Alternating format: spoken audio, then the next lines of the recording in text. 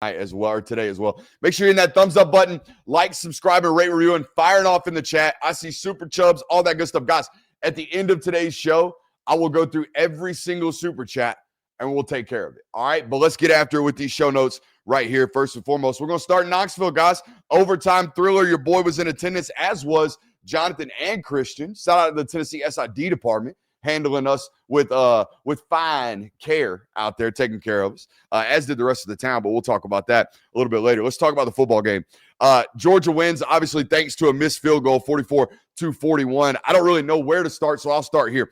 First off, I think those are two playoff teams. All right, I think those are two playoff caliber football teams, and I don't really care what you guys think. Here's my philosophy behind this. Here's my mindset behind this. There are 3 SEC teams going to the college football playoff until they change it to 16, and then there will be 4. All right, there are 3 teams going to the college football playoff almost every year from this conference. You find me 2 football teams playing better than that in this conference. You might be able to find 1. That's fine. You're not going to find 2. You're not going to find 2 football teams, both sides of the ball, playing that caliber of football right now. I don't believe. All right, maybe Alabama's trending up. LSU had 10 first downs last night. 10 first downs offensively. They had 5 extra free possessions and scored 13 points. Texas looks like poop. We'll talk about that later. It's great defense. Awesome. But you ain't coming to Athens and scoring 35 points. And, hey, preseason, it looked like Tennessee got the better of the draw getting Oklahoma again. Wrong. Not this year. That's a tough out. It's going to be a really tough out for Tennessee. Granted, you get it at home.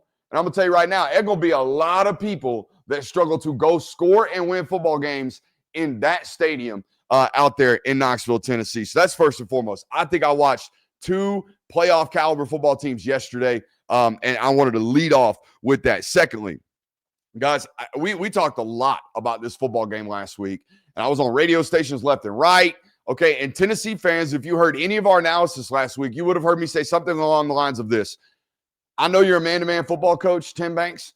I know y'all like to call defensive game plans like y'all got 2 Darrelle Revises out there, despite the fact that you got 2 guys hurt and we're playing young, brand new corners.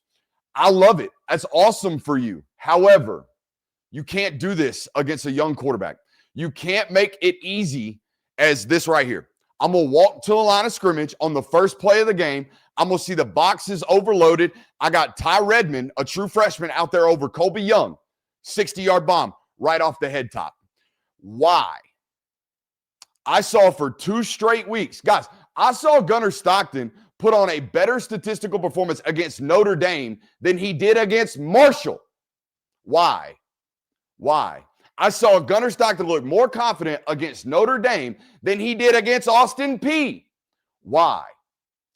Well, Coach, they were rushing 3, dropping 8, playing a shitload of zone. I don't trust what I'm seeing right now. It's my second start at home. So what does Tim Banks do? First play of the football game, he walks the corner down and bump and run man-to-man. And Gunnar Stockton says, well, shit, I can do that. Boom. And it wasn't just that, guys. They got murked on man-to-man opportunities. I thought the 4 biggest plays of this football game were all you getting picked apart man-to-man coverage. And I know they're good defensive backs. I know y'all like to pressure the quarterback, but we're going to get to that in a second. You didn't have to. They were playing you with 4 offensive linemen yesterday. Georgia's right tackle was a turnstile for 50 of the 60 minutes in this football game. Y'all just walking by him. And you're pressuring the quarterback? You're pressuring the box? Why? Very, very weird to me, and it cost you the football game, in my opinion. Yes, there were 500 yards of total offense out there on Saturday for Georgia's offense, but I'm going to go through 4 plays that I think lost you the football game. All right? First play of the football game, Colby Young, 60-yard explosive. Oh, shit. Let's just give the quarterback confidence. Let's just hand it to him right here, right now. London Humphreys, 4th and 7, switch release, touchdown. Zach Branch, cover 0, check blitz, screen pass into the flat. You've got 3 defenders. They've got 2 blockers and a ball carrier, one of which is Zachariah Branch, the best ball carrier in open field probably in the SEC. 50-yard touchdown to your face.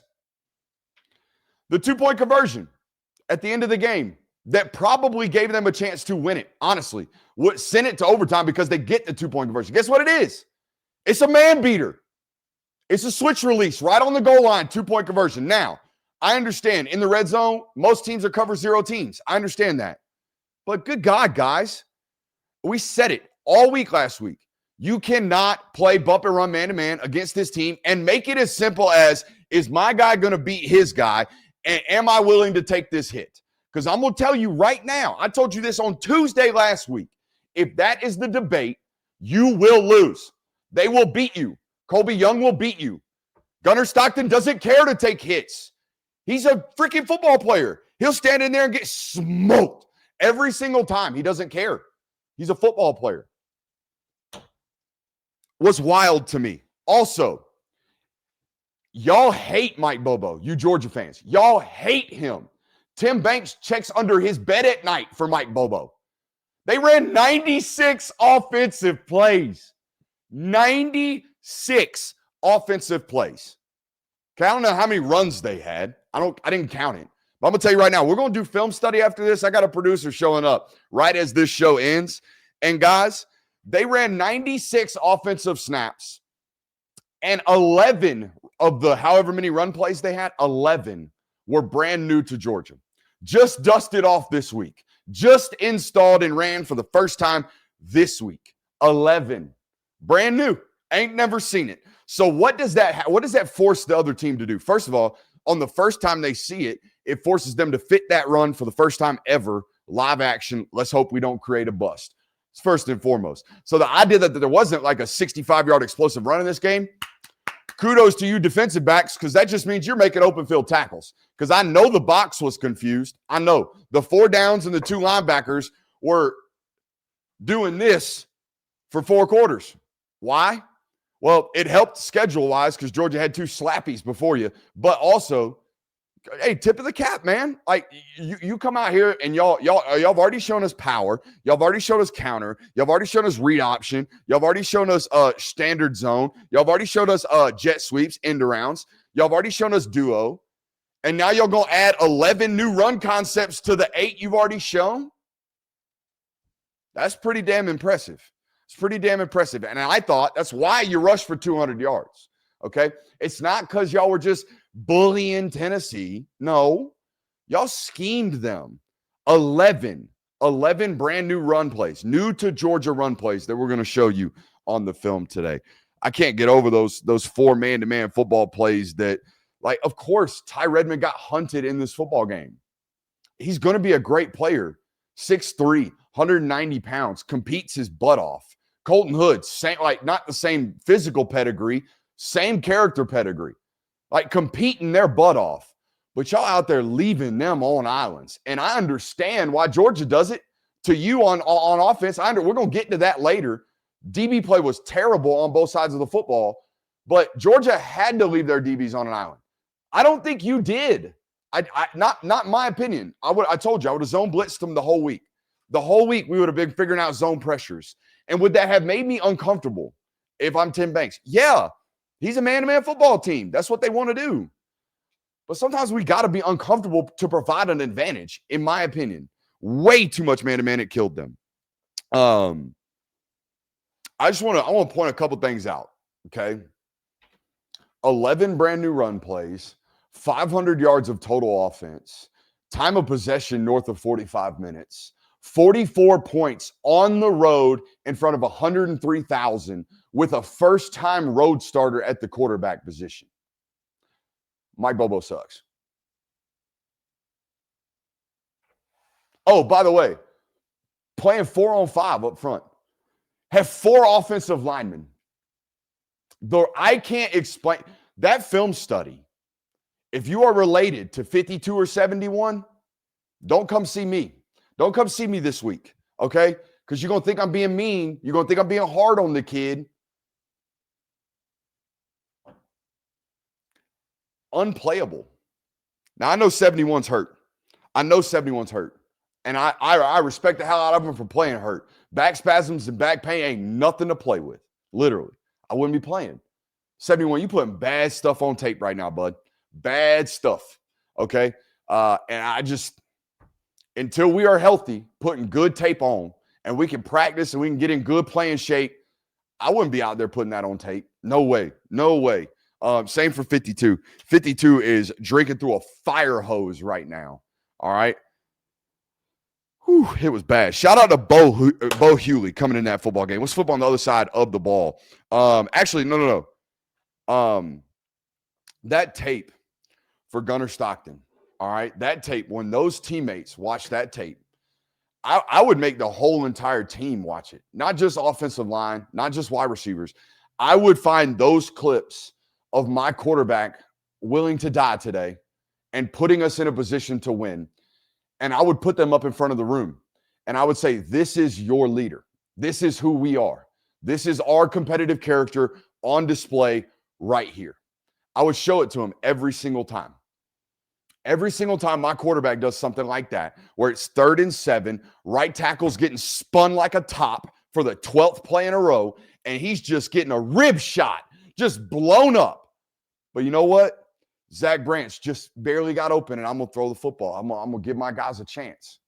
I would play that for my football team. And I promise you, we would play harder. As a collective, even harder. We would find ways to play harder.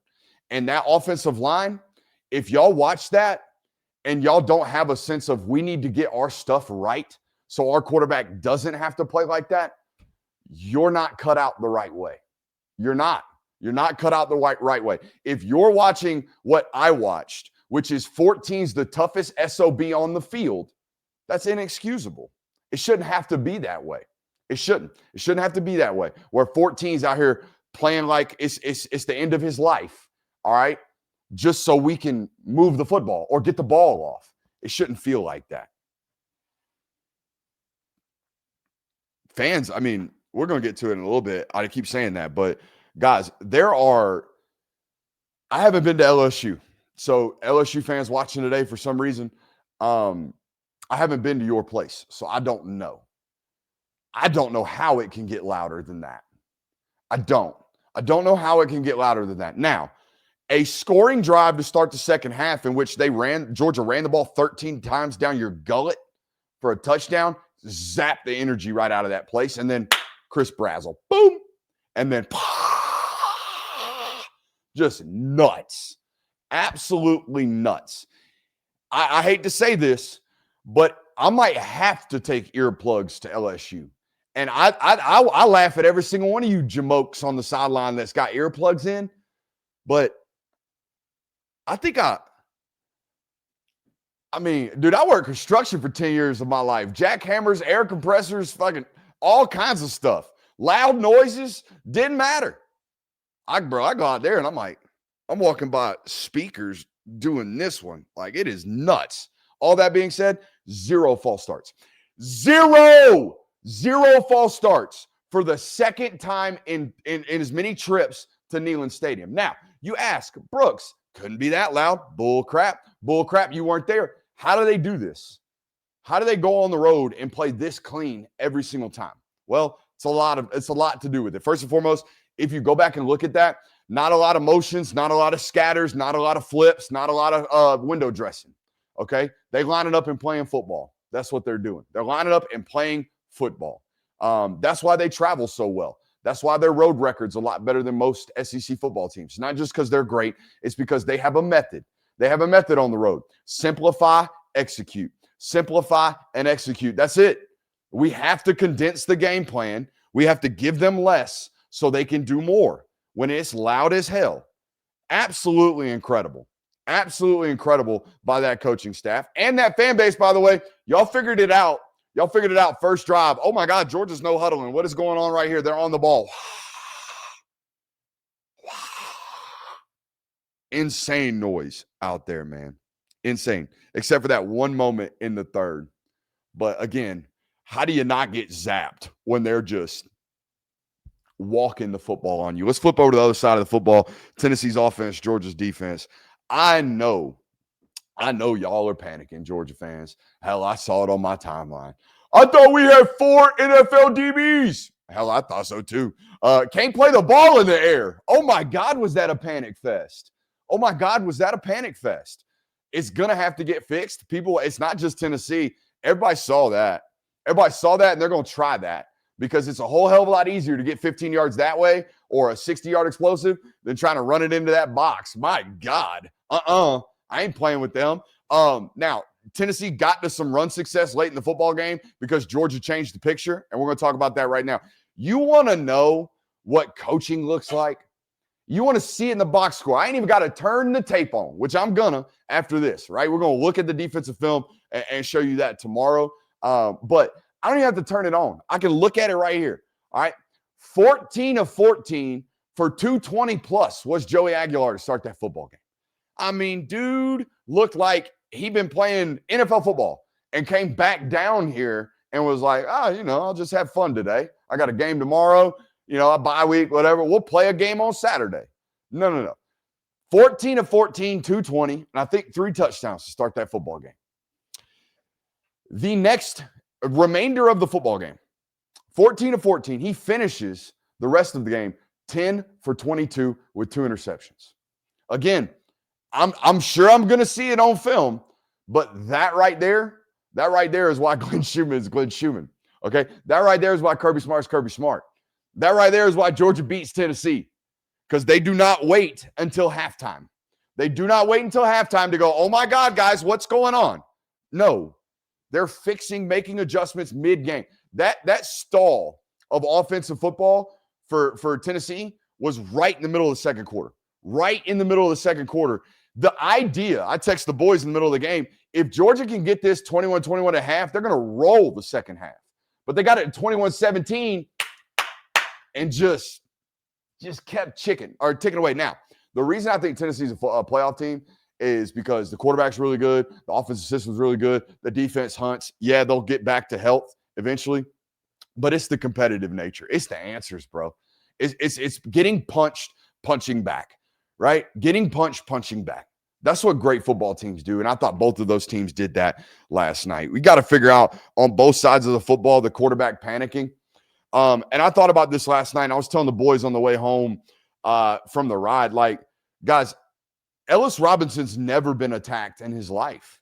Never in his football career has a quarterback walk to the line of scrimmage and go, there's my food over there. It ain't never been him. So, yeah, they're like, I don't know how many times his last couple of years in high school did Ellis even get thrown at. And you're going to say, well, he went to IMG Academy. Elias Ricks was on the other side. They were hunting Ricks then too, bud. Like, they ain't never went after this dude. And now he's getting hunted. And you can see some panic. That kid's never been attacked like that, ever. I couldn't even tell you when's the last time he played a ball downfield like that. When's he had to? In practice? He damn sure hadn't had to in 103,000, right? Damn sure hadn't had to in a game. I guarantee you that kid has not been attacked like that.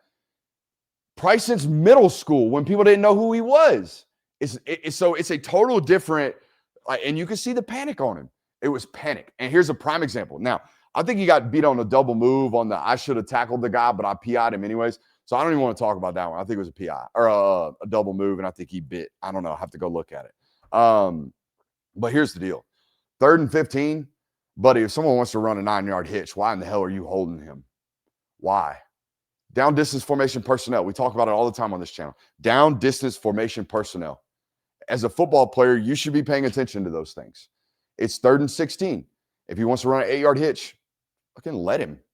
Let him. Who cares? Rally to the football and tackle him.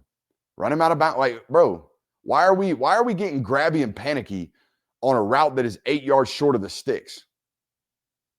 That was weird. It was very, very weird. It was nerves is what it was to me. So there's that. They got to figure that out. But absolutely gut-wrenching. Gut-wrenching for a Tennessee fan base that, look, and I know this because I've covered Georgia for so long. Like, when you get into these mental hurdle football games, man, there's no conservativeness. There is no, hey, it's 2nd and 9. We're up 21-7 or whatever it is, and we're just going to run the ball and play defense and get to the half. No, coach, we can't do that. There is no, hey, I was fine with the field goal, like, play calling late. Like, honestly, I thought it was really weird. He kept trying to run the clock out. Like, God forbid you fumble right there. Bro, there's 8 seconds left on the clock. Just kick the football, like kick the field goal. I thought it was very, very weird. But you deserve to win that football game if you're Tennessee, but you didn't take it. You didn't take it. You waited around, and the other guy ended up winning. And that's what happens when you have these. I watched it for years, man. I watched it for years covering this football team. And I'll pick it in 2 weeks. I'm going to pick Alabama to win because I said I was going to do it 18 months ago. Until Georgia does it, I'll pick them. Period. Point blank. And until Tennessee beats Georgia, I'll pick Georgia.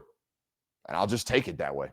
And you know what? If it leads me to getting clipped, if it leads me to Georgia fan base being mad at me this way, it is what it is, man. There is a hurdle there. There's certainly a hurdle here. And you felt it in the stadium midway through the third. I felt a gasp of, oh no, here it goes again at 24-21. That can't happen. That can't happen. Couple of shout outs here. I want to give a shout out to number 42 and number 19. Okay. Tyree West and Joshua Josephs, 2 state of Georgia football players that Georgia said, nah, we're good. You can go up there. They played their ass off yesterday. They did not deserve to walk off that field with their head held down. Not at all. Not at all. Tyree West played his best game of his football career, in my opinion. Played absolutely off the wall, balls to the wall for 4 quarters. And Joshua Joseph does it every week. So 19 is going to do that. All right. The strip sack, we'll show you later, is just elite pass rushing skills. I thought those guys specifically deserved a shout out. Shout out to Mike Bobo, obviously. Shout out to the city of Knoxville. Okay. And Tennessee fans in general, right? Like I have been, or you guys have like opened your arms to this network far more than any other fan base. Okay. We can't seem to get a Florida Gator fan up in here. We can't seem to get an LSU Tiger fan in here, but we got millions, it seems like, of Tennessee fans that show up and show out. By the way, this is available in multiple colors, Tennessee included, over in our merchandise store. Okay. But no, like tremendous hospitality. Friday night, we spent time with the entire NIL collective. It felt like with Tennessee's, booster base. Tremendous people. The stadium. Now, I know it's different now because you guys enjoy and ingest my content. So y'all meet me with a different type of energy than you would if you just thought I was some only Georgia guy. But that being said, I've been up there twice, and I've had a great time both times. All right, had an incredible time both times. Shout out to Jordan and all of his folks down there at the G10 parking deck. Shout out to all of them. Shout out to all of them because they treated us really, really, really well. How about this stat? When scoring 35-plus points, Kirby Smart is a fine, perfect, elite 60-0 as the Georgia head football coach. That is insane. Shout out to Bo Hewley. Shout out to that thumbs up button here on the chat. And shout out to the absolute no quit of that football team from the University of Georgia. I obviously work for Sports Illustrated. We do this YouTube stuff, but I have to cover every Georgia game. I have to go, and I get to go. I don't say I have to go. I get to go. I get to go cover every single Georgia game and have for the last 3 seasons. Okay? And I got tired of watching a football team that didn't fight. I will be honest with you. And maybe it's not that they didn't fight, but they didn't fight like them some bitches. Them dudes will go to the end of the earth. Them dudes will die on that football field. And I love that. I love that. That's me. That's this place. That's this channel. That's what we do. We love ball. We love ball. And I love dudes that love ball. I love fans that love ball. That's what I love. And damn, if that football team don't love ball. Hey, speaking of things that I love our friends over at Sleeper. All right, if you haven't checked out Sleeper this season, what are you doing? I know y'all support me with the folks showing up in the chat and the thousands, and I mean thousands, that watch us upon live streams. But guys, if you're not showing love to our friends over at Sleeper, I need you to do it today. Head over to Sleeper, use promo code Brooks, you get a 100% deposit match up to $100. Sleeper is a fantasy sports plus real money gaming app focused on bringing people together through sports and gaming. Sleeper has become the fastest organically growing fantasy platform in the world, while earning some of the highest levels of engagement per user in the industry. At Sleeper, it's not just about sports. It's about building personal connections and lasting memories. Use promo code Brooks today, and you'll get up to $100 deposit match on your first deposit. Terms and conditions apply. See Sleeper's terms and use for details.